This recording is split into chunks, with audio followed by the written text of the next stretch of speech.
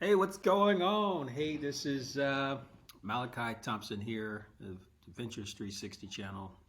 In today's discussion, we're going to talk about a topic that's close and dear to my heart when it comes to military veterans transitioning from this military complex to the civilian sector, so civilian lifestyle. So you serve your country faithfully, regardless if you have, whether you have been active duty for, let's say, um, 4 years or 20 years or 5 years, whatever, 10 years, whatever the number is. And the reality is now the time has come that you have either decided to transition from the military or you've been actually asked to transition or forced to transition based on retirement eligibility or mandatory dates to leave the military. The big thing that comes up a lot of times is this topic here is, well, what am I going to do? What am I going to do afterwards, right? And I've asked this question to numerous leaders when it comes to their lifestyle. What are you going to do after you leave the military? And the answer I've gotten in many cases is, well, God, I haven't thought about it, for one, or I don't know, or I guess I just have to wait and see what comes to me.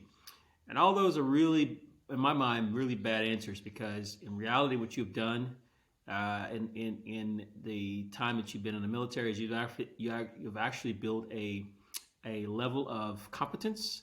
You've built a great level of experience in a specific area of focus. But also, as we talked in a previous episode, you've gotten self-discipline, you've gotten the ability to perform under stressful conditions, which has enabled you or will enable you to perform at a high level regardless of where you go in your career. So, so the big question again is, what do you do after? What are you going to do after you leave the military? Unfortunately, the number of veterans that are going from the military to civilian life and not having a job or actually having a career after it's an astonishing number. It's high, really high. And the fact is, I think a lot of it comes down to is how you think about yourself as and your qualifications as the military member that you've been, in the terms of who you are as an individual as far as your qualifications. In some cases, you have a college degree, which is great. So you kind of have a sense of some sort of educational background, which is, again, a plus. But if you don't have a background in, let's say, college education or a degree or certification, per se, in a specific area, well, guess what? You've done what we call MOSs or AFSCs or whatever the other branches of military has the different terminology you use for your job performance. And you've done these for a period of time. And you'll not only come in as a entry level individual, you've actually progressed through the ranks as well. So with this in mind, it's good to look at yourself and look at your skill set, and then look at how you can potentially rebrand yourself. Is you're not creating an identity that you're not. You're just going to look at how do you rebrand yourself from being, for example, a human resources or force support technician in the military personnel flight. How do you rebrand yourself to be now a human resources consultant, or a senior human resources consultant, or a organizational change consultant, or any of those things along those lines? If you know you have the skill set that you've done, or you can learn the skill set and deliver the result that your client needs or the employer needs, then you need to look at how you rebrand yourself to be in that and to meet those requirements.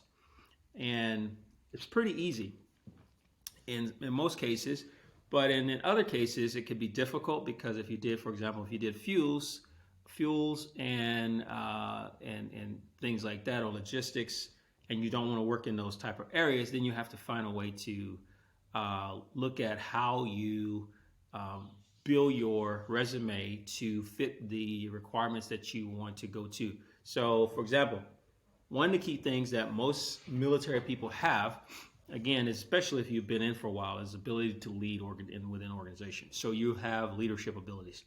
So you can brand yourself potentially as a leadership consultant based on your experiences as a leader in a specific role.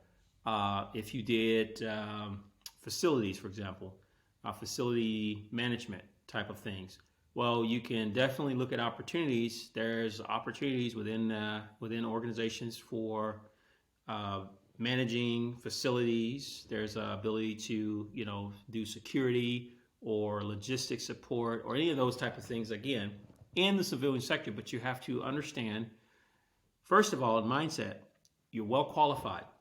That's the first thing. Okay, you have to think about yourself as I'm well qualified. I've done my service to my country, and that has given me the opportunity to build the expertise and being able to be. And I don't know many people that's in the military that started out in one career field and continue that same job for the entire time. Most people start in a job and then guess what? They're going to go into other jobs, special duties, and the opportunity is amazing too, because what you'll do is you build this experience across multiple spectrums, and it allows you to grow yourself, learn, be mentored, learn to mentor. All those things are very, very good for a long term within the civilian sector. Another thing I would do is say, look at yourself.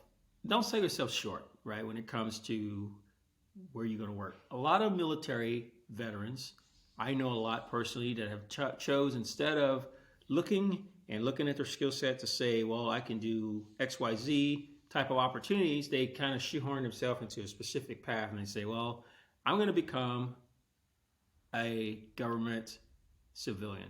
Nothing wrong with being a civilian. However, what I've seen a lot of in the civilian sector, working with civilians, are great people.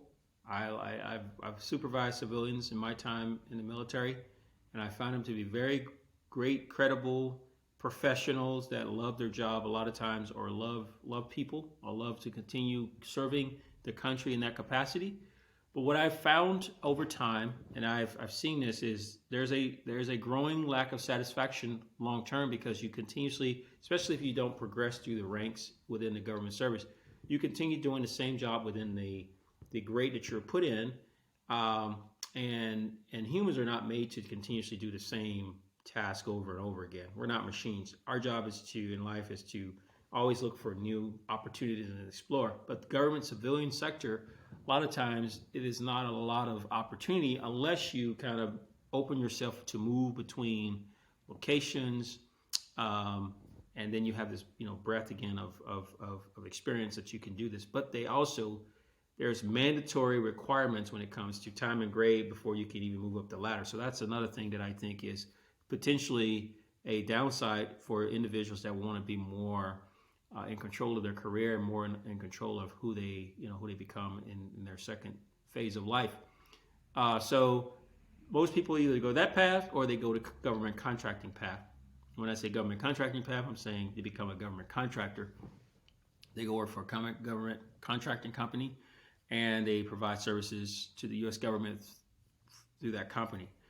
That again is a great opportunity to continue serving your country, and it also is a great opportunity to have some flexibility so that you're not specifically tied to a specific job for a period of time, because you can move between companies at more liberty and have the ability to grow yourself quicker if you have the ability to work as a government contractor. The only downside about the government contracting piece, though, I've seen is, if a contractor doesn't win a bid specifically, or there's a lapse in the government funding piece, or you lose the bid, for example, then you potentially could be unemployed with that company on that contract. So the reality is, the downside is their flexibility, or the upside is their flexibility, but the downside is you potentially could lose if you're working a specific project, you could potentially lose a project due to either the government losing that, choosing another company over the company you're working for, something like that, or that you're kind of phased out to do other things that the government contracting company wants you to do. So I personally would say this to you. This is my advice based on what I've seen over the past 2 decades almost. Um, Again, start with your mindset. Start planning out now. Think about your where you are in your exit from the military. So some of us are quicker than others. For example, some of us will be exiting the military in, let's say a year. Okay, which means you need to have a plan. Like start developing your plan already yesterday. Start developing that plan. Some of you or some of us will be exiting the military in 5 years. That's a better time to plan. So start planning ahead, build your plan now, because the reality is if you're going to exit in 5 years, things are changing so rapidly, and you got to understand where you are in your career, in your mindset, and start building your portfolio, your resume to fit the job you want to go to. One of the things I do tell people as well is to volunteer. Look for opportunities to volunteer in events where you can potentially meet. And this is the thing about it: the uniform that you wear, the uniform that we've worn, it will afford you opportunities that most average civilians will never have. So, being a military member, for example, you can go volunteer at an event, and because you're military, a lot of times what you do is you volunteer. A good example would be if you want to work in the medical field, but you want to work not at the baseline of the medical field, you want to kind of move up in the administration, let's say mid-management or senior management, and you have some background in management, leadership type organizations. You could potentially, this is just in a scenario when you can actually go do this, potentially, you could go and you could volunteer at an event, and this is going to be the big hospital that you want to potentially work at.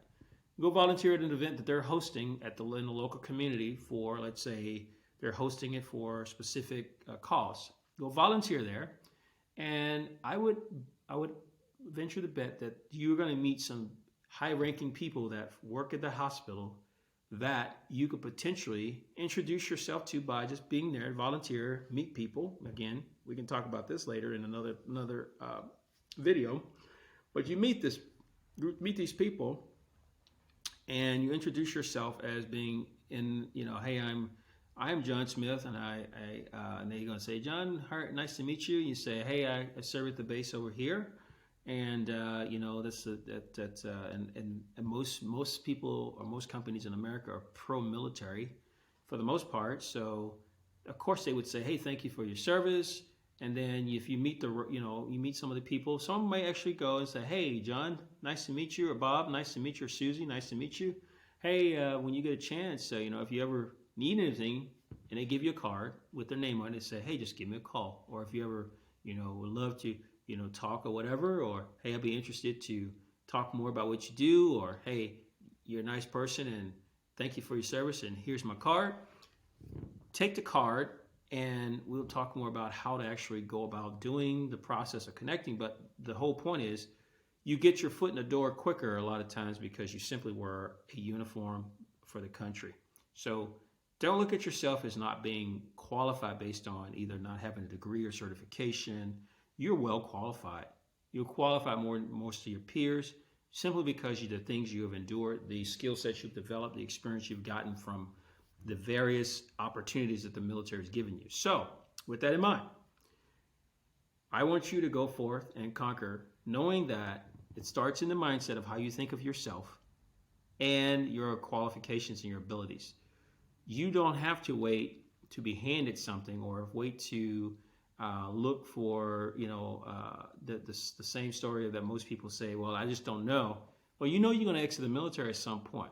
Whether you know it or want to or not, you're going to exit the military. I don't care if you are, colonel, general, airman, sergeant, corporal. I don't care what your rank is. You're going to exit the military whether you want to or not. And the reality is you got to do it the right way if you want to live a good life. And again, like I always say, you're going to do it regardless. You have to exit the military. And what we do here is make sure you do it the right way. So with that in mind, I want you to like, comment, subscribe, and share this video, if you like this video, what the content was in this video, share it with your fellow brothers and sisters, that so that they can actually understand that you're not alone in this journey. You have the opportunity to make something great of yourself, and you don't have to walk around and be, because again, one of the highest rates of employment is in the veteran community, and it's unfortunate because the fact a lot of veterans don't understand that the skill sets they've been given, it really is a mindset shift away from being told what to do to actually going out and actually trying to and knowing who you are, knowing your qualifications, leveraging your experience, and then taking that and then maximizing your income based on understanding who you truly are. Okay? So with that in mind, again, if you like this video, like, subscribe, and comment, and share, and turn on notifications so that you can get the next episode as they come in. And I am looking forward to continuously sharing information with you that's going to help hopefully transform the way you think about yourself and the way you go about yourself in this life that we live. All right, with that, we're out. All right, bye.